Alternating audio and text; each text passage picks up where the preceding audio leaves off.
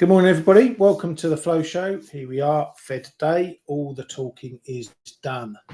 If you don't know every single opinion about the Fed today, then you probably shouldn't be trading. It's been spoken about long enough, often enough. So now it's all about what they do and how we trade and react to it. Morning, Kay. How you doing this morning? Good morning, Ryan. Good morning, everybody. Yeah, I mean, as usual, I'm amazed about the lack of respect of those FOMC people to come up with their decisions right at our dinner time. I'm gutted really, but so be it. We'll be ready. Yeah, we will be ready. Hopefully, as ready as we can be, which is always to make sure we're managing our trades and protecting our accounts first and foremost, and worry about the profits after that. Right, let's get through the headlines and then we'll go over some prices and whatnot.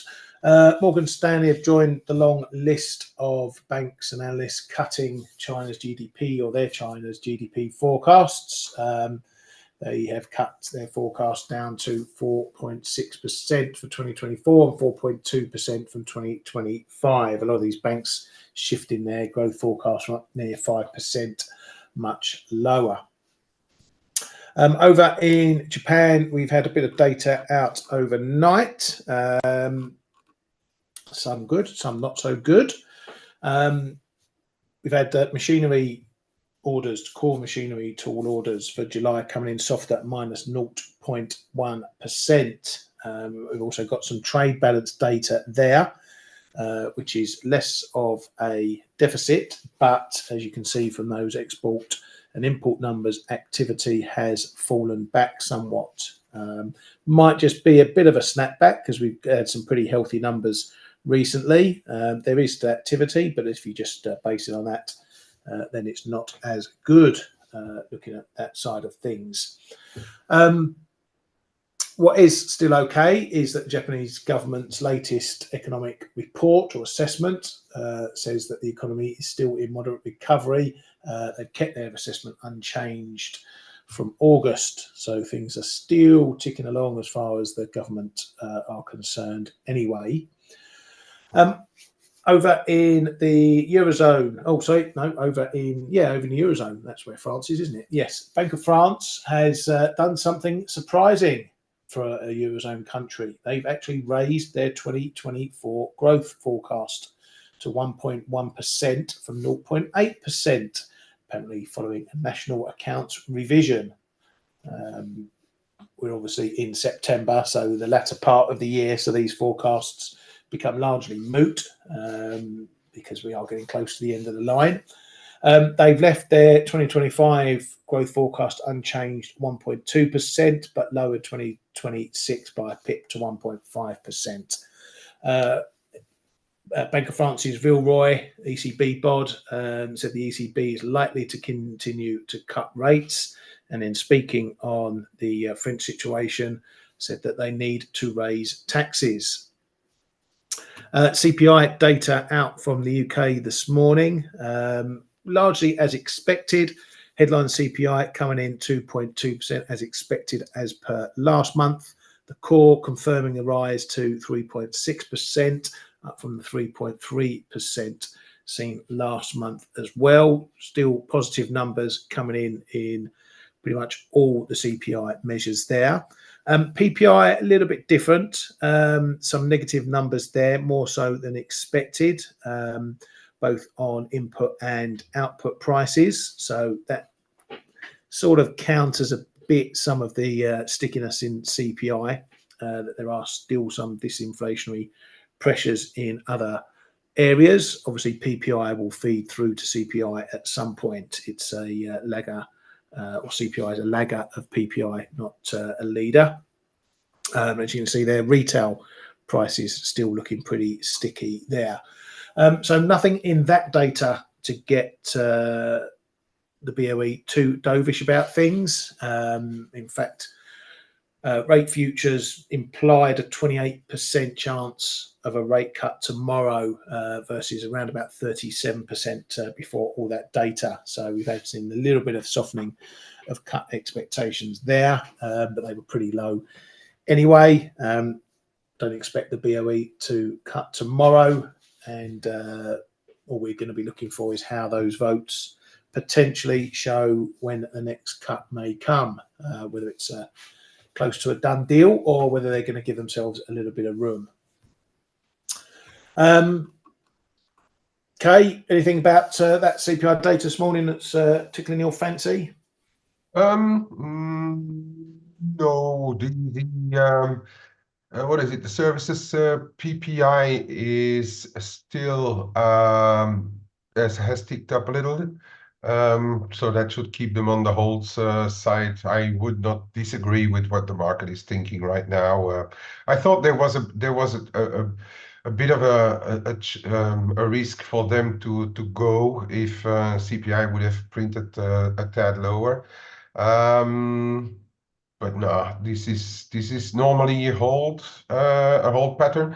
I still wouldn't completely put the risk at for a cut at 0, and even depending on what the Fed does today, if they really go gangbusters on big cuts and things. But you know, independence from each other goes as far as it goes, really. But no, this is hold. These are hold data.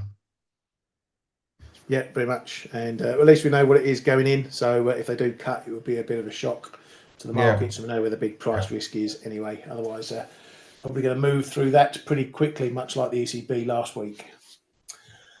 Right, going back to the US, or going over to the US and yesterday's data. Obviously, retail sales was the highlight, and it wasn't really much of a report in the end. We were looking for headline sales to come in a touch softer at minus 0.2, came in a positive 0.1.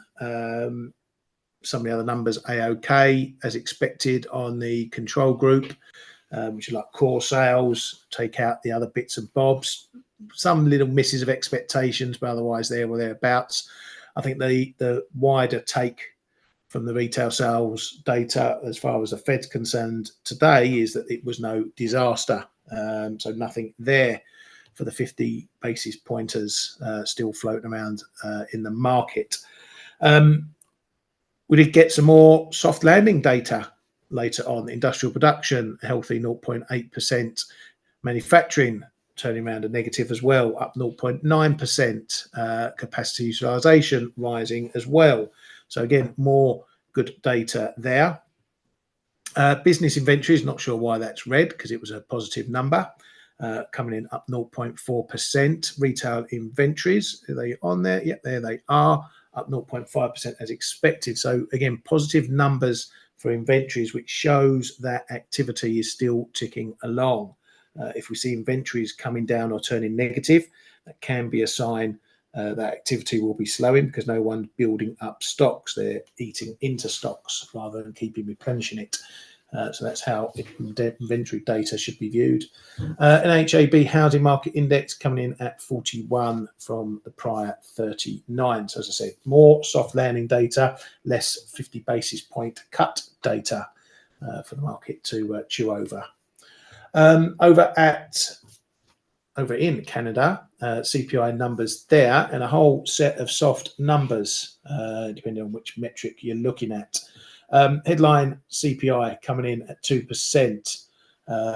One of the 30 different other measures coming in softer. The common CPI coming in at 2% lower than expected. The BOC core number dropping to 1.5%. Negative numbers on the monthlies. These metrics all coming in lower than expected in some cases, or in both cases, and lower than last month.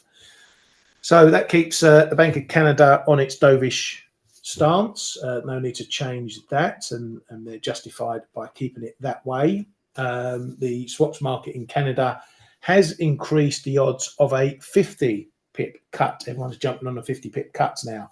It's now 50-50 chance, well, 52-48, close enough to 50-50, on whether they go a 50 pip in October. That's up. The 48%, isn't it, was up from 45% before the data.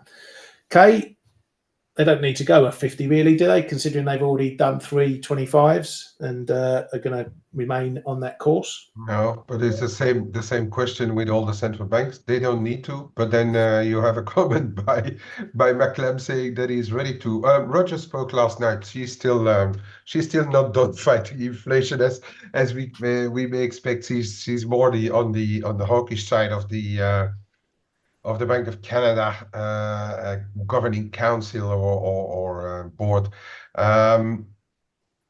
Yeah, but the thing is just it's a number. Those are numbers that confirm that they are going to continue to cut. Okay, so this for those trading the Canadian dollar, it's a bit logic that they continue to price in cuts now.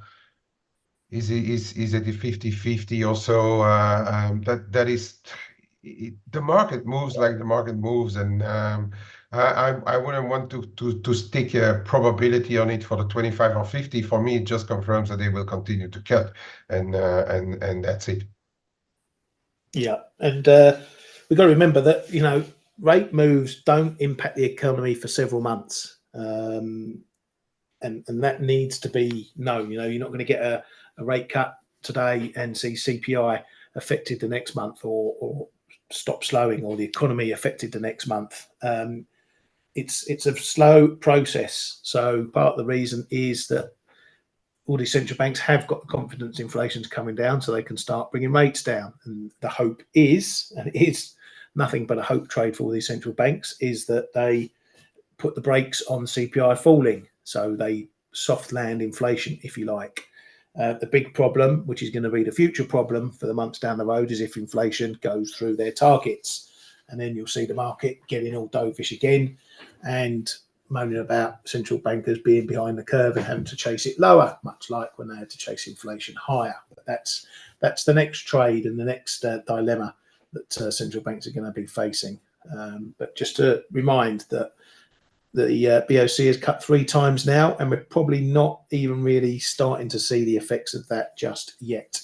And the Fed are going to be in the same boat. And that's one reason why they may go at 50 if they feel that they need to stay in front of it rather than chase it later on.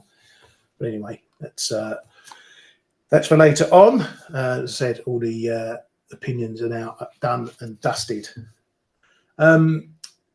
Yes, Rogers was speaking, and basically what Kay said, she said the inflation battle isn't over yet, and that policymakers still want to see more progress on core inflation measures, even with the primary measure of price pressures back to the central bank's 2% target. It's the same old accounting trick. Headline CPI may get down to target, and then they'll make it all about the core if it's not. And as we know from most central banks, as we saw from the Fed, the Bank of England, core numbers are nowhere near target yet, though the Bank of Canada is pretty much on it, particularly that BOC core, which is below it. Right, moving on. We've had this stuff going on in Lebanon, the proper James Bond shit with this pager stuff going on over there. No need to go into all the details of it, but there was a sources piece out later on saying that senior Israeli military officials are apparently preparing for a third Hezbollah war, which is expected to begin almost immediately. So that event, potentially the start of another step up in hostilities between Israel and Hezbollah, aka Iran. So that is something we need to keep an eye on for risk trades, how that develops over the days ahead, and indeed what response comes from Hezbollah. That might mean that risk trades need to be kept an eye on over weekends and stuff. In politics, US House Speaker Johnson says that the House will vote today on a 6-month stopgap funding bill, which is tied to the SAVE Act, whatever that is. Now, this is a guy who's been proposing this vote or this bill, this stopgap, which is previously said wouldn't pass, it wouldn't get the votes to do so. It's believed that he doesn't really have the votes for this to go through. So this is more just a first cannon shot, if you like, in this problem. We've got some 2 weeks until the deadline for when funding runs out. So we're probably going to get a lot of horseplay going on now, various votes being added, taken away, chopped about, whatever. But the clock is ticking on that, but we do have a vote today. Now, going on to talking about the Fed, and particularly more so what the market reaction is going to be and likely to be. Firstly, we had JP Morgan CEO Dimon saying that a Fed cut won't be earth-shattering in expectation. So he's not seeing a lot there. Now, he's in charge of a bank that's still holding on to a 50 pip cut today. So saying it won't be earth-shattering, I don't know. There's a lot of other aspects that say today could be a bit earth-shattering. One of those is in Fed Funds futures, where the October contract apparently has jumped to the most extreme level of any contract since they started the contracts in 1988. A lot of people are piling in to 50 pip rate cut trades, which tells you that if it's not a 50, and unless a 25 is uber dovish, there is going to be a big move in markets. That's going to be a rally in yields. That's going to be a rally in the dollar, and a sell-off in those Fed futures. So we are facing a big reaction, okay, over this FOMC. I don't think, Kate, we've quite had one that's been such a frenzy. Not even in the hype cycle when we were deciding 50s and 75s. I don't think we had this level of frenzy. Why have we got it now? No, Ryan. People compare it to potentially rate moves back in the 70s and the 80s, because there's so many variations possible. We are starting from the highest level in rates in a very long time.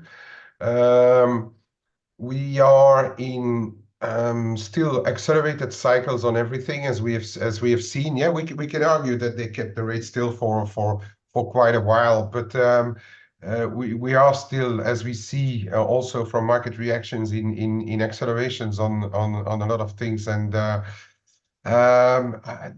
is why it's such an important one. The important one this time as well is we are expecting a clear message on whether Powell and his mates are willing to support the jobs market over the risk of perhaps sparking inflation again. So we're expecting something here today. He's going to have to tell us, and if he doesn't, that's going to be the disappointment. But he's going to have to tell us whether they are now saying like, okay, inflation is sort of where we want it to be, because they also said enough times that it has to go to 2%, but not exactly stick at 2%, but there's a lot of interpretation there. But he's clearly said that they don't want the jobs market to deteriorate. So now we are waiting to see to what extent they are with a jobs with an employment rate which is, historically speaking, not that high, but we are waiting to see if they think that there is a real risk here for stuff deteriorating. So that is why it's such a big event, because whatever they decide today is, or should at least, tell us what their mindset is going forward, and that is the most important thing. And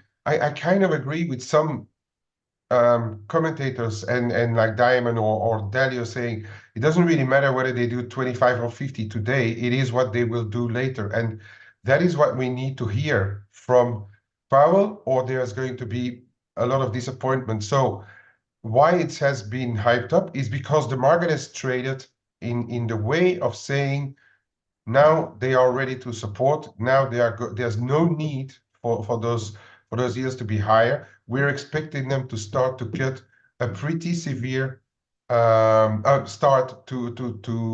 pretty severe cutting cycle.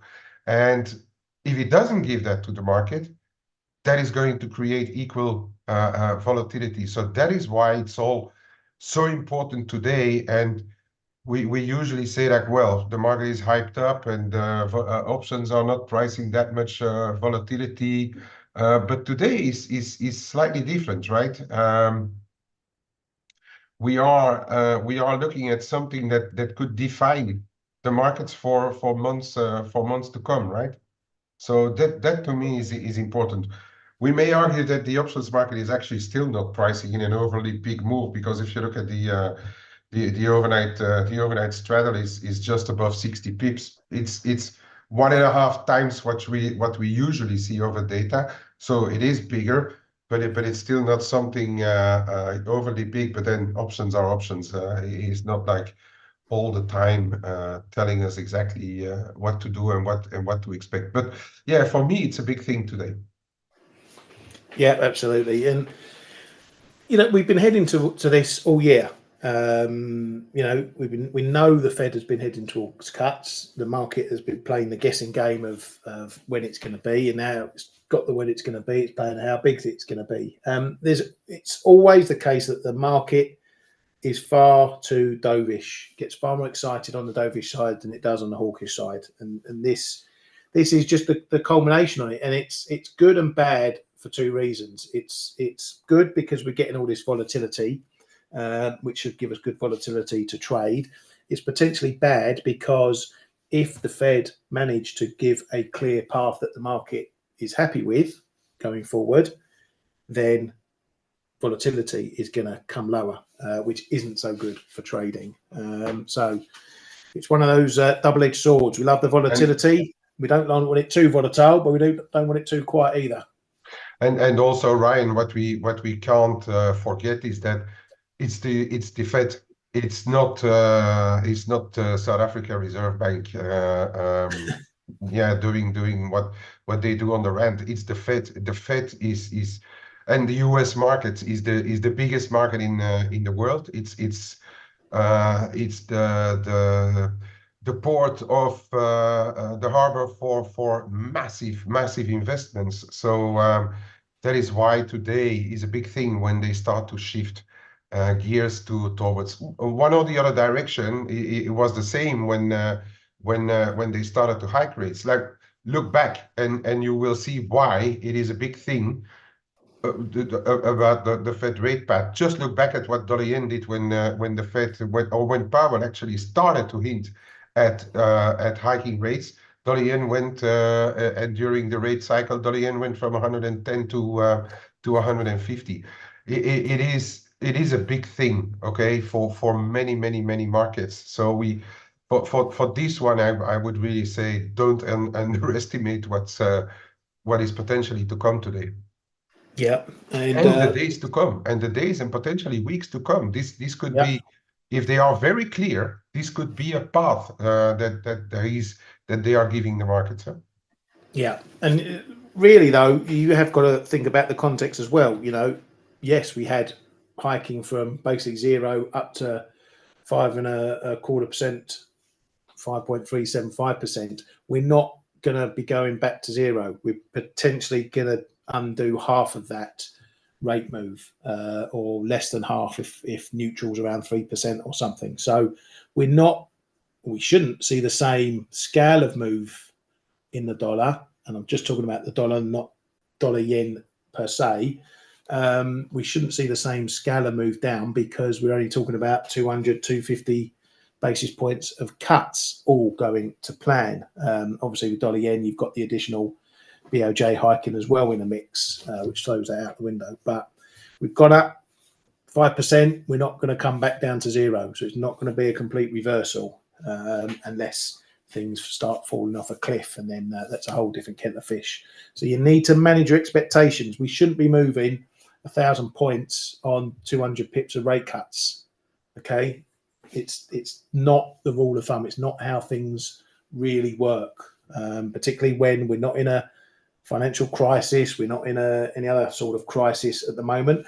We are just in a period of central banks normalizing rates. That shouldn't bring huge, massive moves, but markets are a different kettle of fish to when you and me were sitting at desks, more goldfish thinking, more algos, robots That's the Don't put a thing, human thought. Ryan. We've seen this evolution. Um, just take for instance bank desks.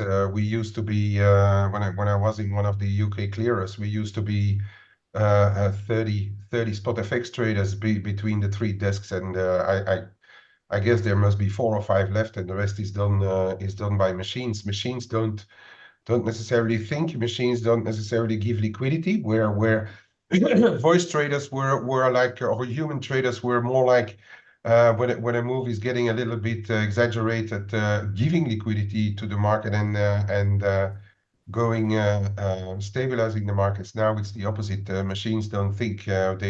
If they sell, they sell whatever price they get, whatever liquidity they get. They don't think about stabilizing markets. But that's a bit simplifying everything. We can't also forget that in the global scheme of things, we are still.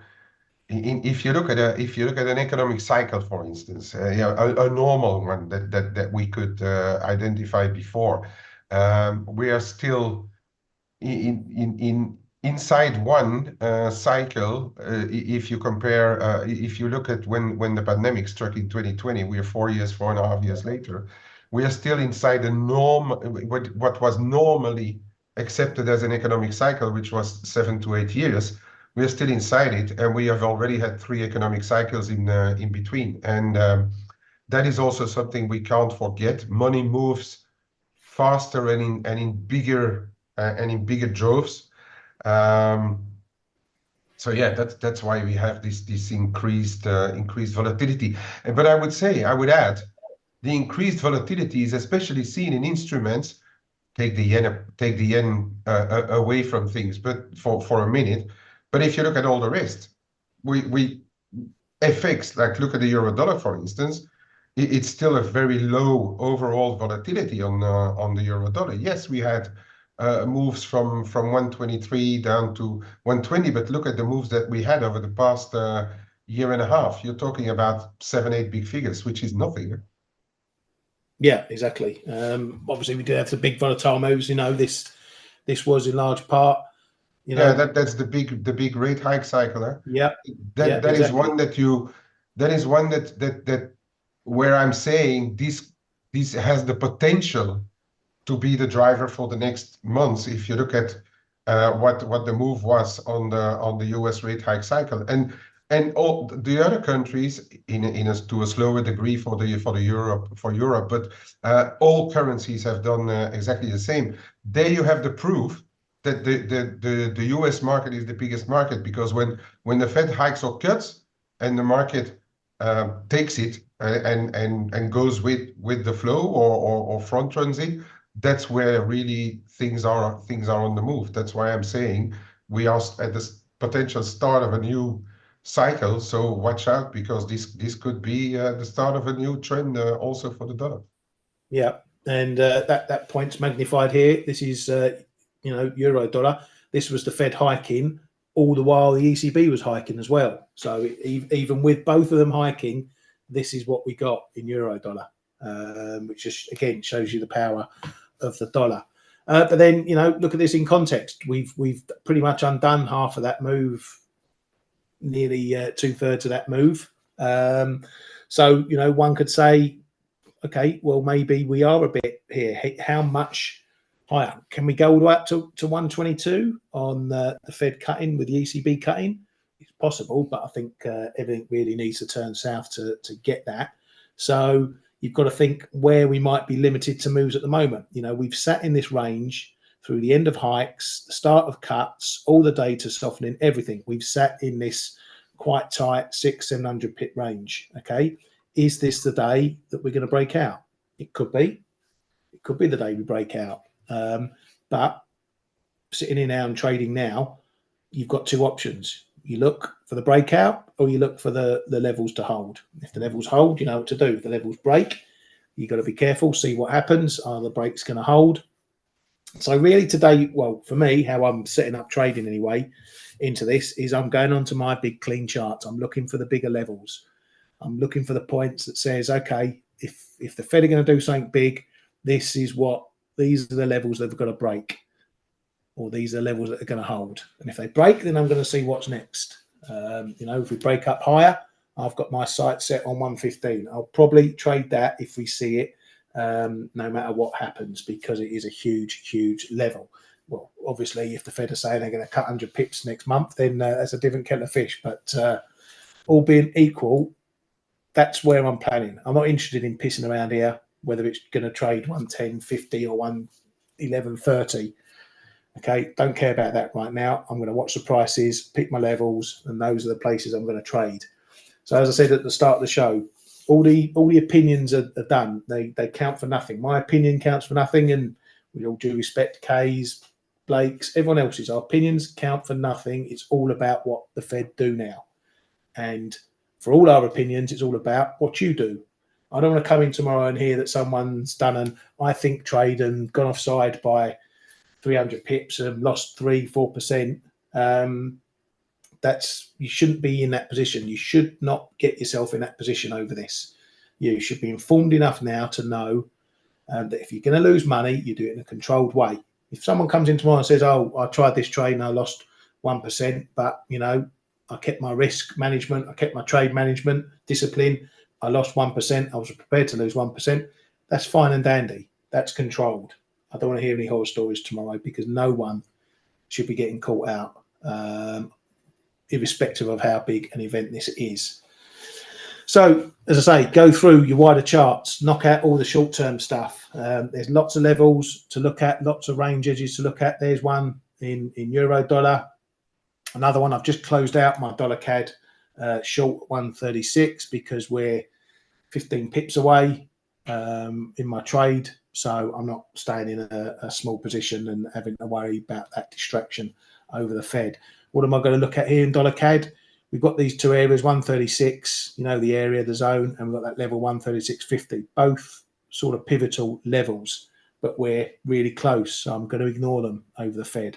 If we break up, if there's something less dovish, we're going to head up probably towards these highs up here, because it's going to be potentially that volatile. So I'm going to look up there, up into these highs. Can the market break it? If it can't, then I'm going to think about trading to stay in the range. Same for the downside. If we get something uber dovish, we got some levels below, the big levels down at 132s, 132.5s. Okay, the bottom of this long-term range. And if we get down there, I might deem it a decent stretch point to try a counter trade. I don't need to get too tied up in the noise. What was interesting yesterday is what went on in stocks. We got right up and tapped it literally on the nose, that prior high. Let's come into something a bit shorter term. Right up there against that prior high, we nailed it, as I say, pretty much on the dot. I don't know if we ticked above it, maybe by a pip or so, but we held it and then pulled back. So this one is still in question. Again, there is a high risk in stocks that you get a bust out that's a fake. Okay, a bit of a fake out. So be careful. If you're long this one and you get a quick bust through, then maybe take some profit just in case it is a fake out and reverses. Because if you take some off the table and it does, then you've done well. If it doesn't reverse, then fine, you run the rest of it as high as it goes. But again, I want this one to break under circumstances that don't involve the Fed and data and everything else. But this one's in the balance.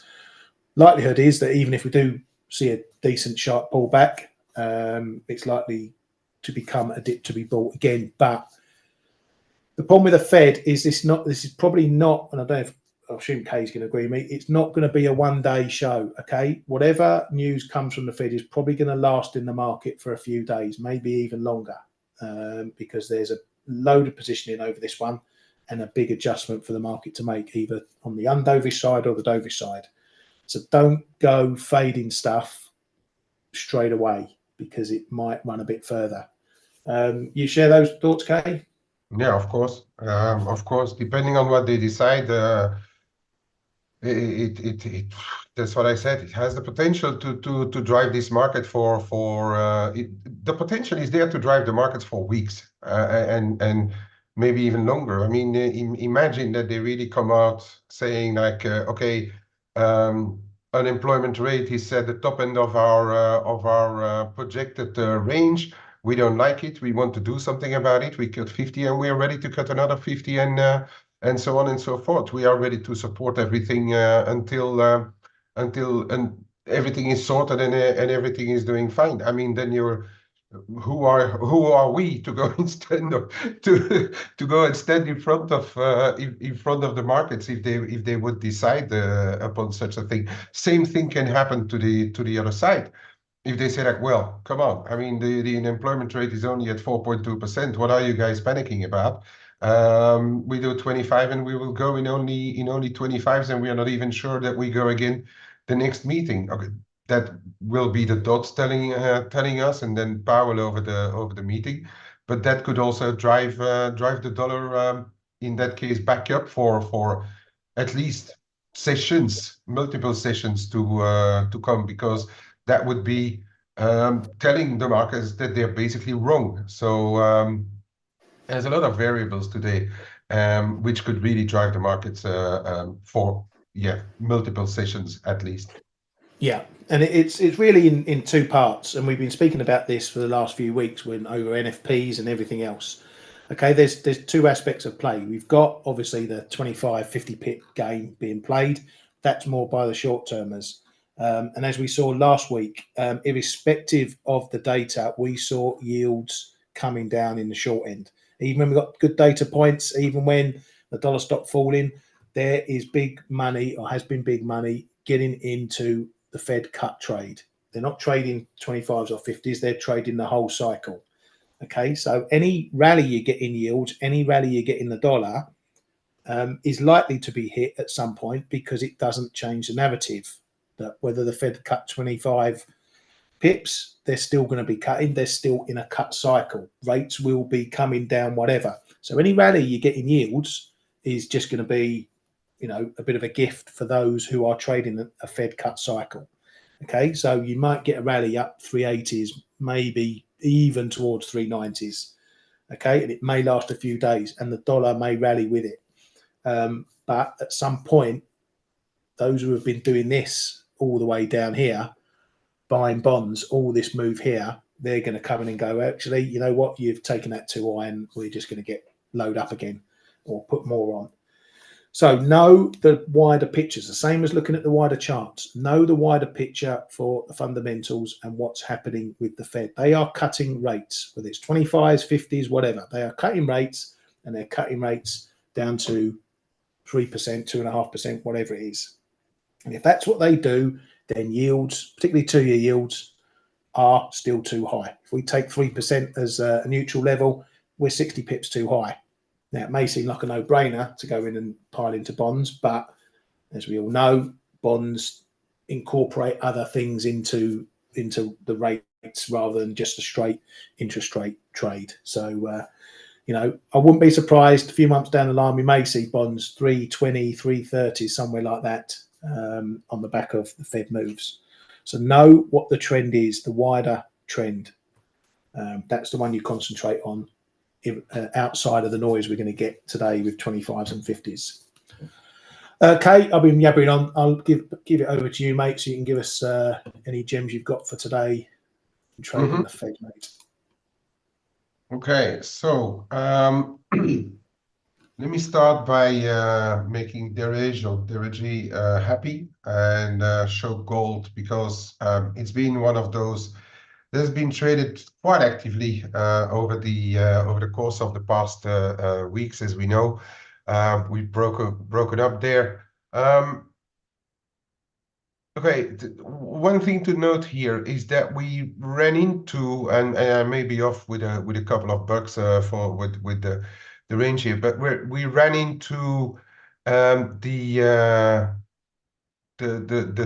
top end of what would be expected when you do a range break. So this is just the range added on top of where it broke. So that brings us to, depending on where you put it, like 90, 90, 94, 92, 92-ish. We ran into there, stopped there, did a bit of correction, which is all normal. I think that's going to be your level, which is important going over to the FOMC. And as I've said, there's variables, there's variable scenarios that they come up with. Now, imagine that we get like the extreme scenarios, and everything in between will likely also mean that gold is hovering somewhere in between those levels. Basically, the level is 90.93, 24.30 with 25.5 in between, I'd say. But imagine they go all like extremely dovish, like 50 and keeping 50 on the table and showing that the dot plots are somewhere for 2024 around 430, 440, or even below. That would be extremely dovish.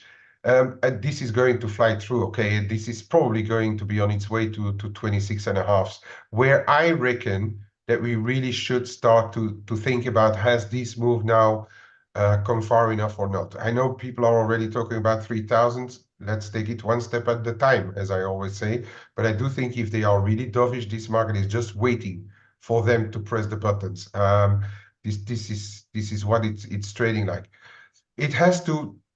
I think there is room for disappointment. They could do 25, leave 50 on the table, but the fact of them doing 25 and showing a dot plot, which is not really telling us that we are going to go with massive 50s all the time, but leaving the door open on one perhaps, there could be a little bit of disappointment. Then we see what we have to do between 25.30 and 25.5, okay?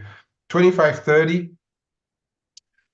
I guess there are going to be stops below. So watch out if you see a stop loss run below and then all of a sudden this turns around. Okay, this is going to be one of the dangers in all pairs, but especially I would say metals and things that have moved substantially.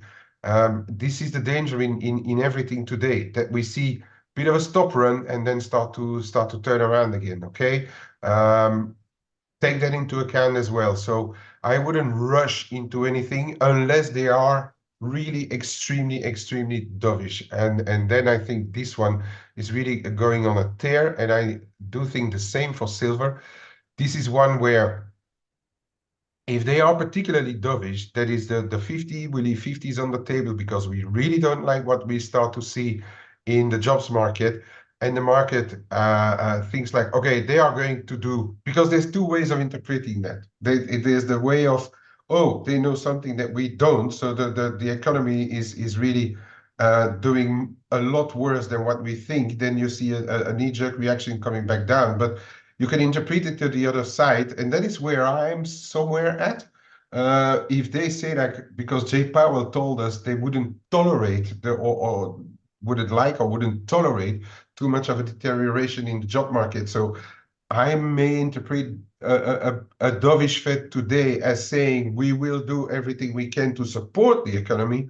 And if the market takes it that way, then as we know, this is an economic industrial metal. This could actually go on a tear, and we would be at we could go up to 32.5 pretty quickly in silver. This may even outperform gold. Okay.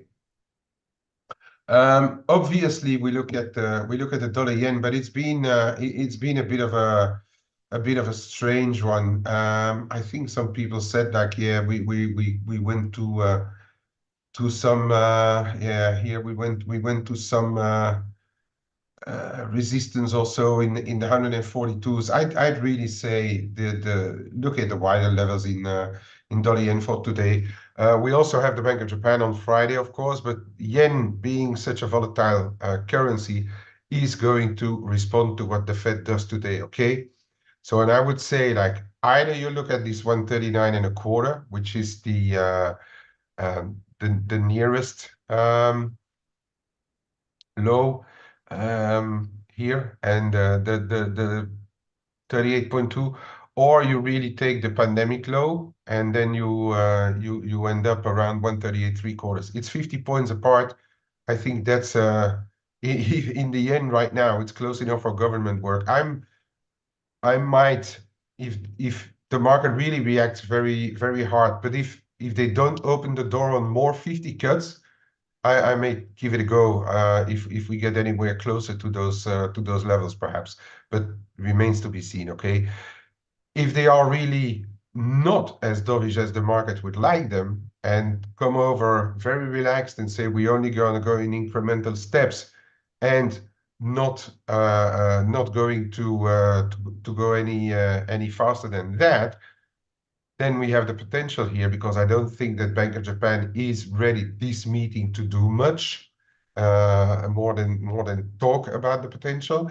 Then this really could fly all the way up to 145. So be very careful today for the yen, because it is going to be potentially extremely violent in this pair. I'm actually not in a hurry to trade it.